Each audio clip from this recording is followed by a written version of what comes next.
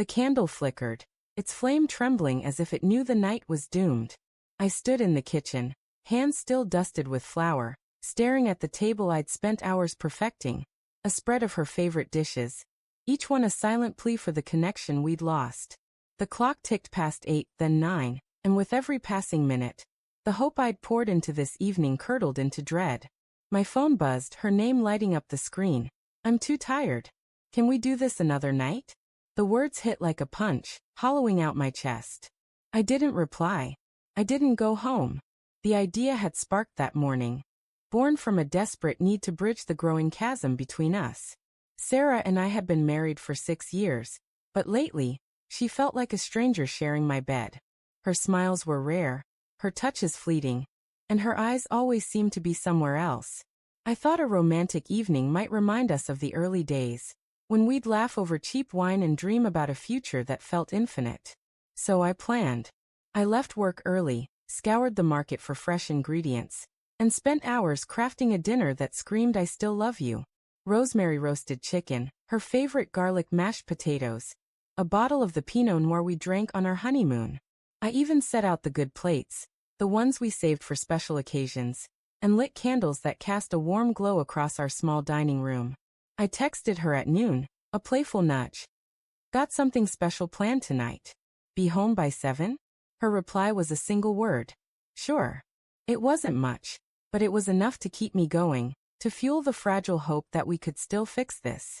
I imagined her walking through the door, her tired eyes softening at the sight of the table, maybe even reaching for my hand. I clung to that image as I chopped, stirred, and waited. By 7:30, the house was quiet except for the hum of the oven keeping the food warm. I checked my phone, nothing. I sent another text, light and casual. Running late? Dinner's ready when you are. No response. The minutes dragged, each one heavier than the last. At 8:15 I called her. Straight to voicemail. My mind spun with excuses. She was stuck in traffic, her phone died, work held her up.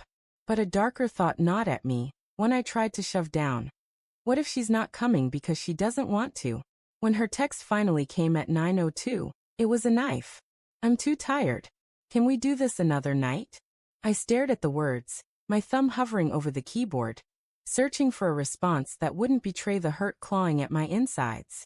I wanted to ask where she was, why she couldn't call, why she didn't care enough to show up. But I didn't. Instead, I turned off the stove, blew out the candles and grabbed my coat. The food sat untouched, a monument to my wasted effort. I couldn't stay in that house, surrounded by the ghosts of a night that never happened. I drove aimlessly at first, the city lights blurring through the windshield. My phone stayed silent, and with every mile, the questions grew louder. Where was she? Why was she always so distant?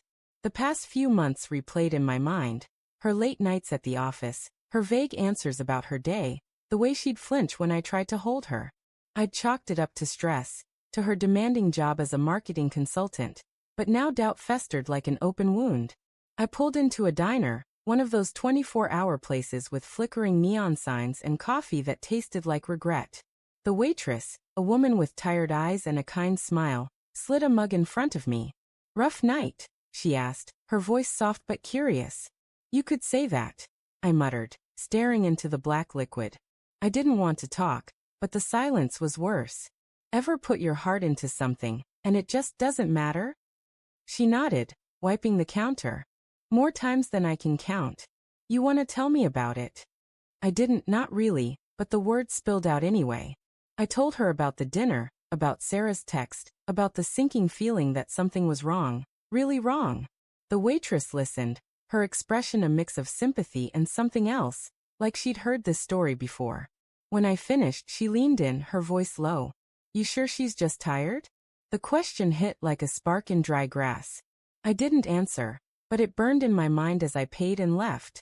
I couldn't go home, not yet. Instead, I drove to Sarah's office, telling myself I just needed to see her car in the lot, to know she was really working late. But the parking lot was empty, the building dark. My stomach twisted. I called her again, voicemail. I texted. Where are you? No reply. I don't know why I went to her friend Lauren's apartment. Maybe because Lauren was the only one Sarah still talked about. the one she'd meet for drinks after work. Maybe because I needed answers, and my gut told me I'd find them there. The building was a few blocks from the office, a sleek high-rise with a doorman who barely glanced at me as I slipped inside. I took the elevator to the 5th floor, my heart pounding so hard I thought it might crack my ribs.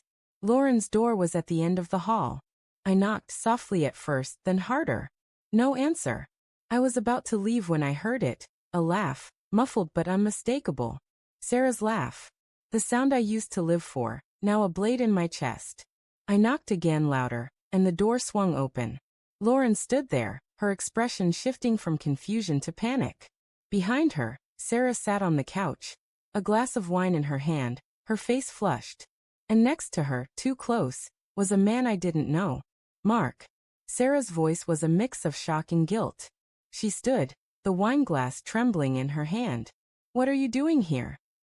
"I could ask you the same thing," I said, my voice steady despite the storm inside me.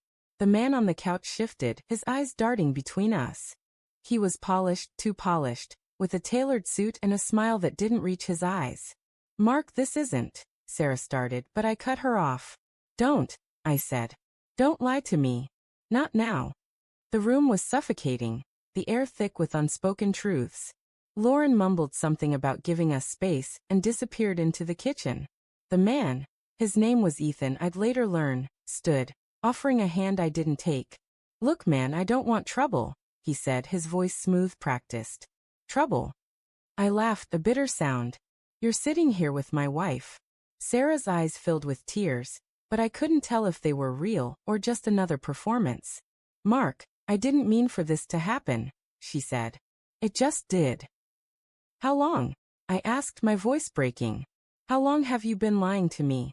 She looked away, her silence louder than any confession. Ethan stepped forward, like he thought he could fix this. "It's not her fault," he said. "We work together, things just—" "Shut up," I snapped, my hands curling into fists. I wanted to hit him, to scream, to tear the world apart, but all I could do was stand there, drowning in the wreckage of my marriage.